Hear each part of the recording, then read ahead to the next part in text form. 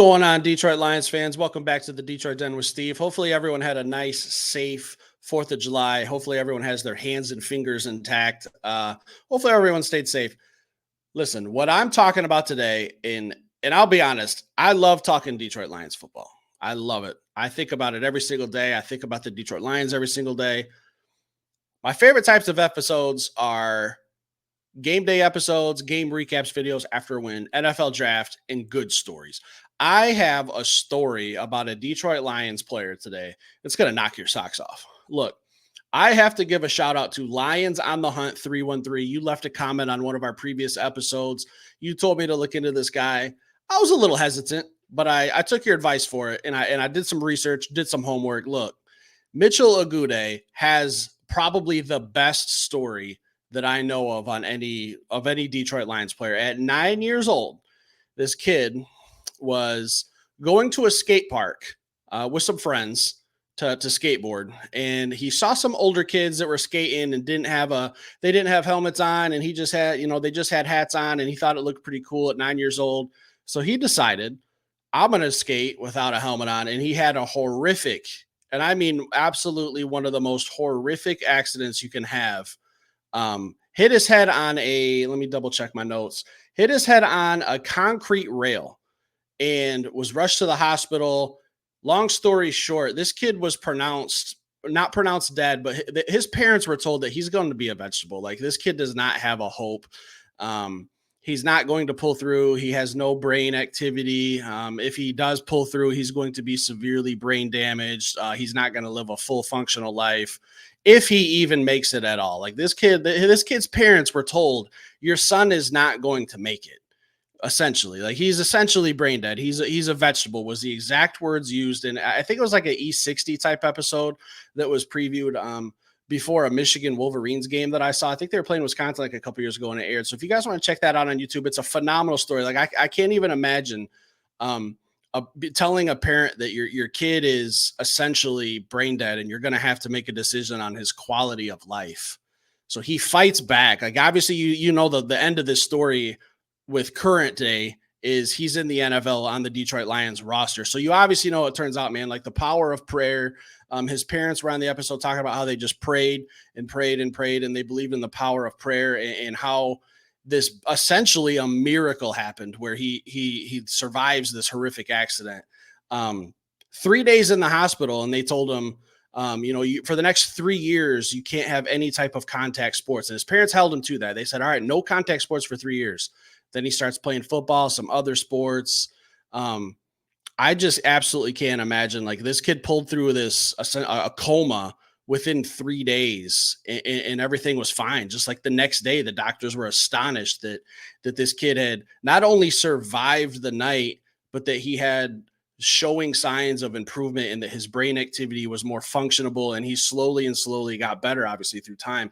Like I said, the doctors told his parents, your son cannot have any type of contact sports for 3 years. They held him to it, obviously, like I said, and he starts getting into football, plays high school football, goes to Riverside Community College, gets a scholarship offer from UCLA, eventually transfers to Miami, goes undrafted, and gets picked up by the Miami Dolphins last year in 2023.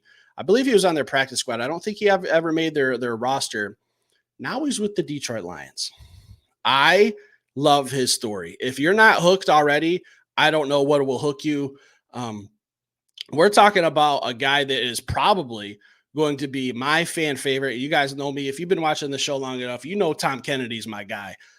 Tom, with all due respect, I love you. I want to see you make the team as well. But Mitchell Agude is number one in my heart when it comes to the Detroit Lions. I want to see this kid absolutely have a phenomenal offseason training camp. Let's see what happens. He's going to get some reps in some preseason games, and we're going to see what he's got. So let's just take a look at his measurables, some stats. 6'4", 245 pounds, out of the University of Miami, undrafted, like I said.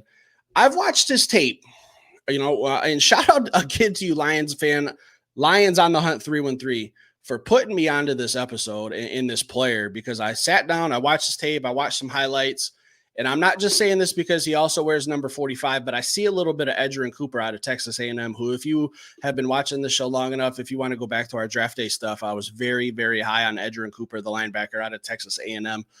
I see some similarities, and I do mean some. He is not as finesse or smooth as Edgerrin Cooper is, but there's a lot of things that I see and a lot of similarities just in his frame and his athleticism. Now, he's not nearly as athletic as Edgerrin Cooper, I don't think, but there's a lot of room to grow, and there's some things that he can work on. I don't see elite physicality.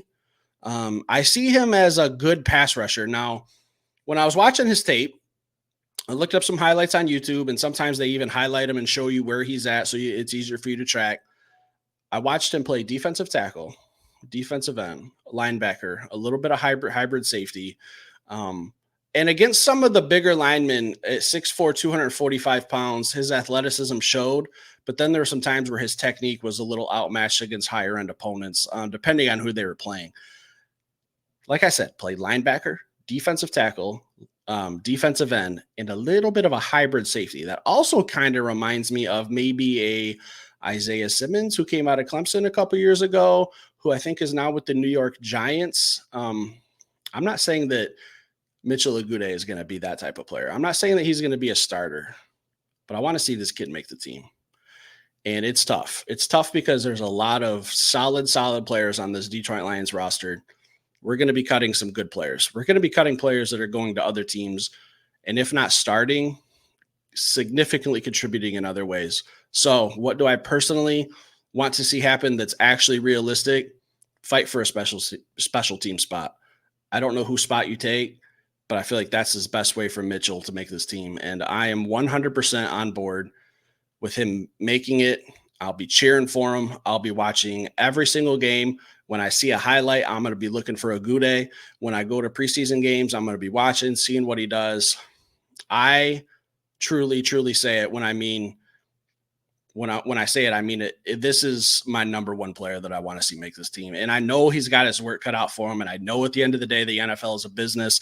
The Detroit Lions are a business. They have to put out the best 53-man roster.